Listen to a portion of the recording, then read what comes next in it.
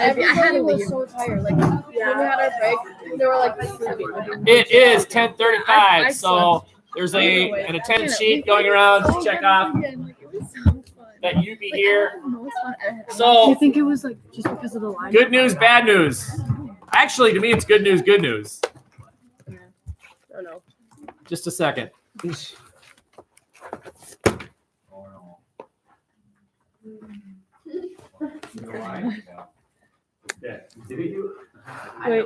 I'm confused. Do you want to share?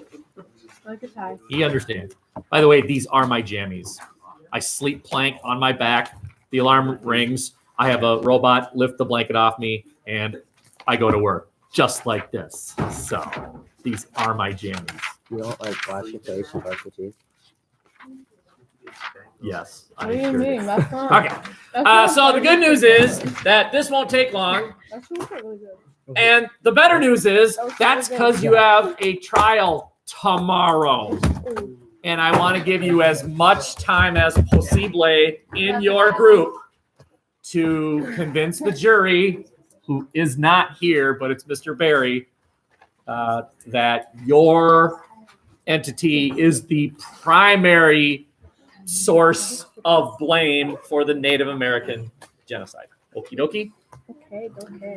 Also, remember that we don't have class Friday, so the key is due Thursday. But Friday class is on Thursday. Yeah, but for this class, it doesn't matter because we have class every day. Yeah. So it really didn't affect, it doesn't really affect this class. So Kia is due Thursday. Oh, I see. Yeah. It's due Friday, which is Thursday. Yes. We have a Friday. Thursday's our It's the Friday. due on the Friday class, which is on Thursday. Okay. Thursday. So I don't want to take up too much of your time. Here we go. Will you please think about this question? Imagine you're a slave. This isn't anything you need to not write down at all. It's just something I want you to think about. Imagine you're a slave, and the Americans are threatening to fight and declare independence and all that. Why would you fight and help the Americans win independence? Or maybe why wouldn't you? Why would you side with the British? Any thoughts? What would be a motivating factor for fighting for one side or the other?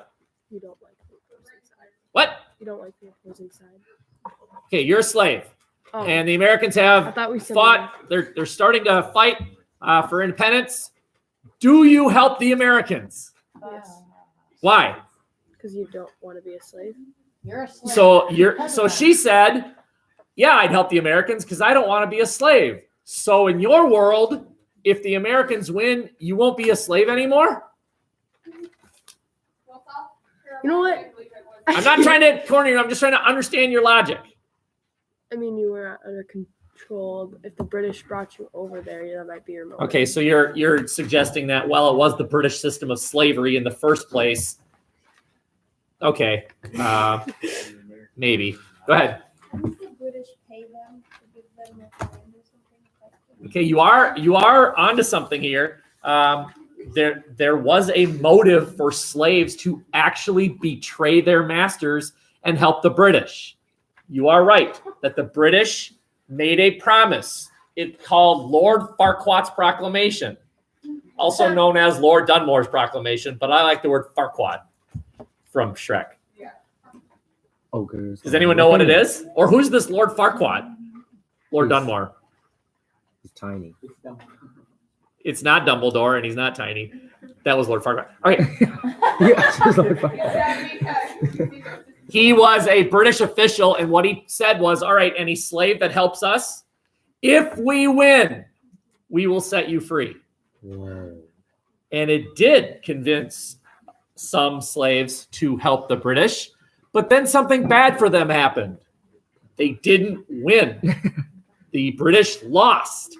And imagine this. You're a slave. You've been helping the British fight against the Americans, and they lose. How are your outlooks on life? Right? You're in trouble. You are in trouble. And after the Revolutionary War, after the British said, we're done, they took a healthy chunk of slaves that helped them fight, put them on a boat, sailed them up to Canada, which was still British. And that is why there is a significant African Canadian population in the northeast part of Canada today, the descendants of the slaves who helped the British fight against the Americans during the American Revolution. Any questions here? Only one slide left, and then I'm done. Sweet. Thank you. So, do you remember the first Continental Congress? I wouldn't call it the first Continental Congress. They made the second one. They beat the second one? No, they made a second one. Yes, they made one. My question, apparently I'm not clear here, is do you remember the first one? He does. Okay. Tell me 4 things they did. Not you, anybody. I mean, if you want, give me one.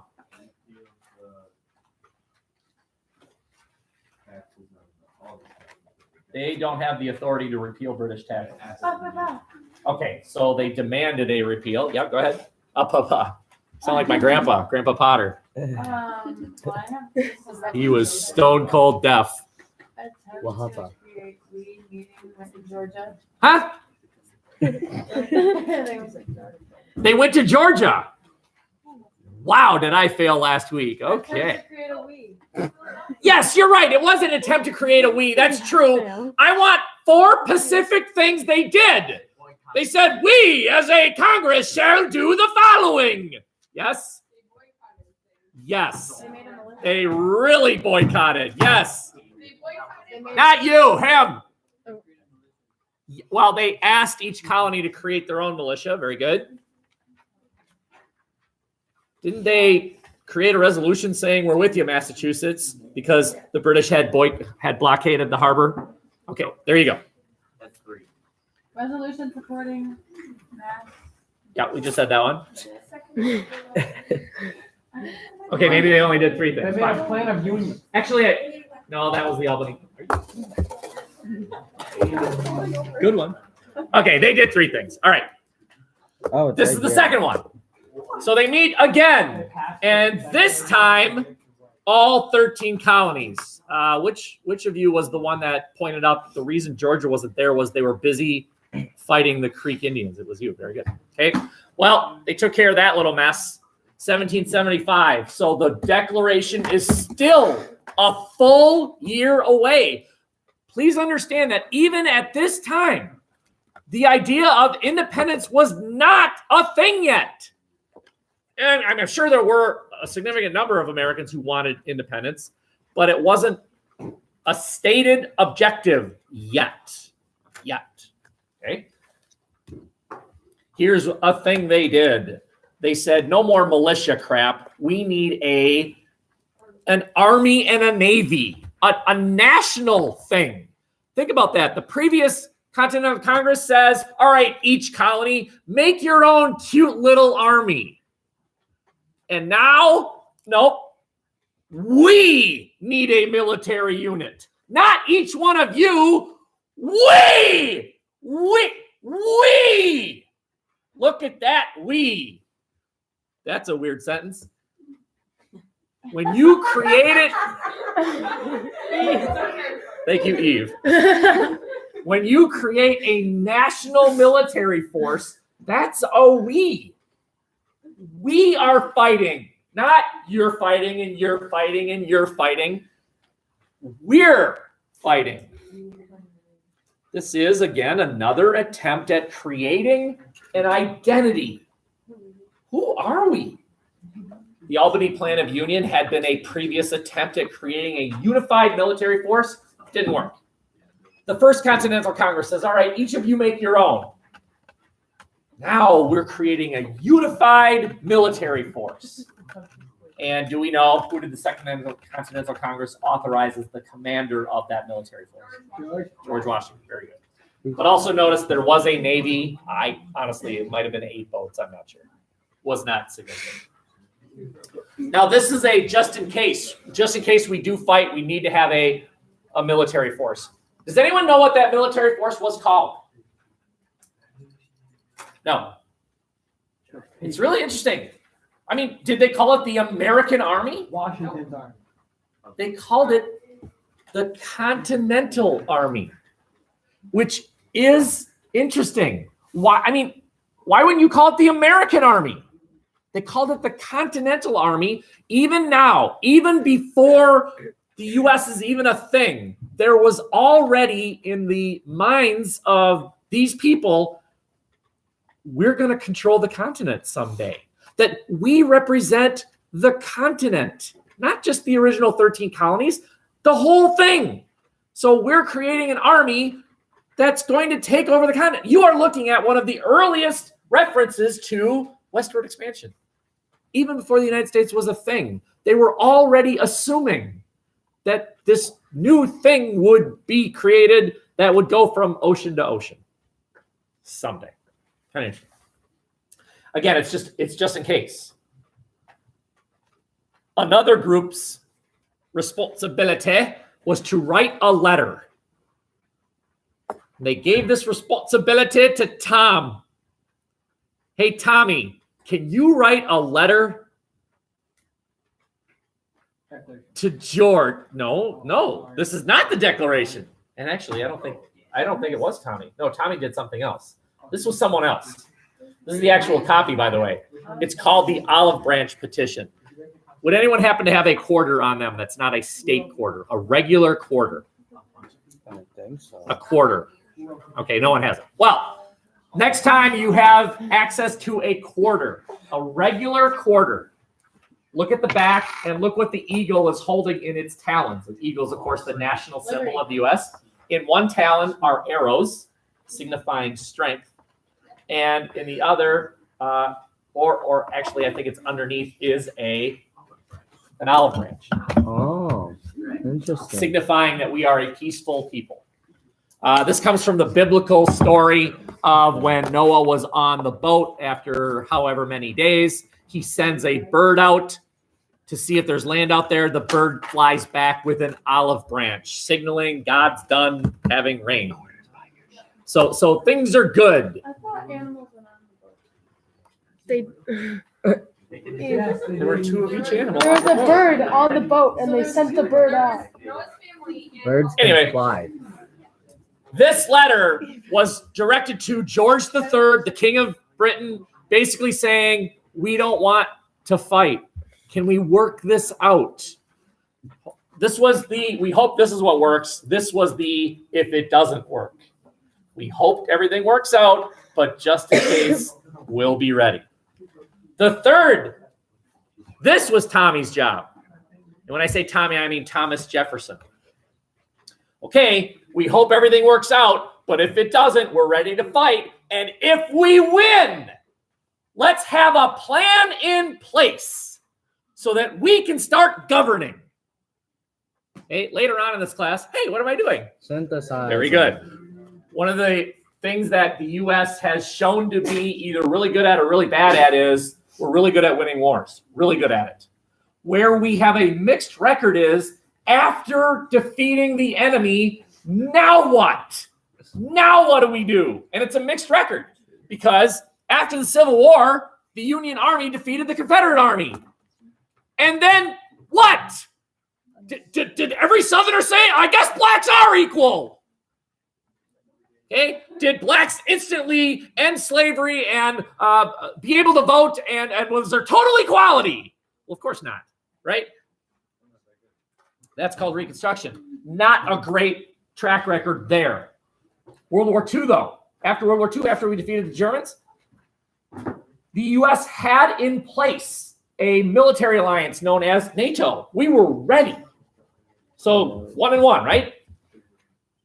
We'll get to Vietnam. Not a great one. We didn't really do too good there. Or the first Persian Gulf War, or the second Persian Gulf War. So we have a mixed record. This is impressive because this is, if we win, do we have a plan so that we can start governing immediately so people can realize, all right, things are fine. And so the first Constitution of the United States was drawn up. It's called the Articles of Confederation.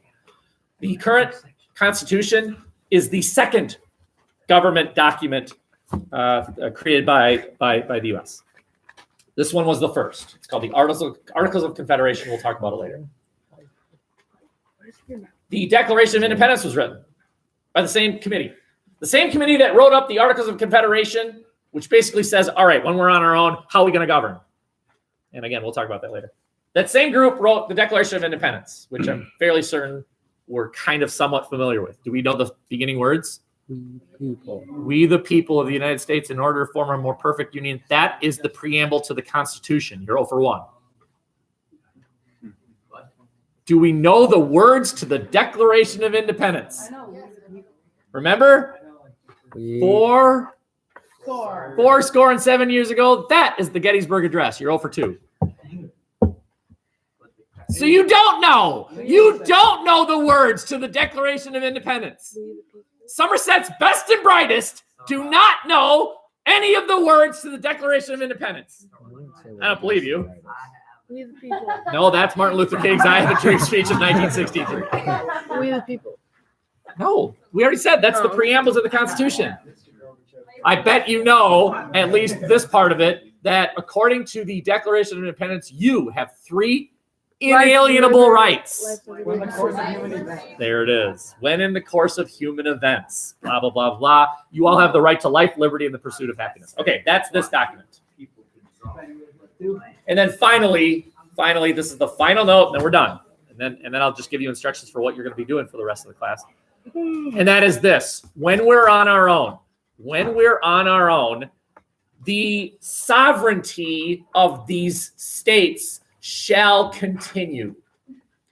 And this is a very, very important idea. And you saw it 2 years ago when Trump was elected, even though Hillary Clinton won more popular votes. He got to be named president, and it goes all the way back to, well, why? Why don't we don't have national elections. We do not have national elections. What we have are 50 state elections. And that's an important distinction. We do not have a national government. We have a federal government. And that's an important distinction. And we will revisit this later. But just for now, just to whet your appetite a little bit, understand that states are the thing. Wisconsin is the thing. Minnesota is the thing. They're the things that matter. These things called states, they're what matters. And we'll bind them together and create the United States of America, but it's the states that are the thing. Not even necessarily the individuals in those states. The states are the thing. Okay? That is it. So we'll cut this off. What's that from? I don't know.